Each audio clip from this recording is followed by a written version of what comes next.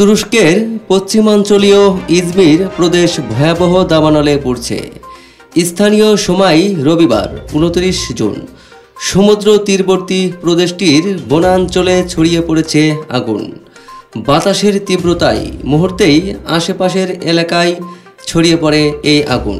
ঘন্টায় ১০০ কিলোমিটার বাতাসের বেগ থাকায় আগুনের লেলিহান শিখা ছড়ায় তুরস্কের জনপ্রিয় পর্যটন নগরী মেন্ডেরেস-এ।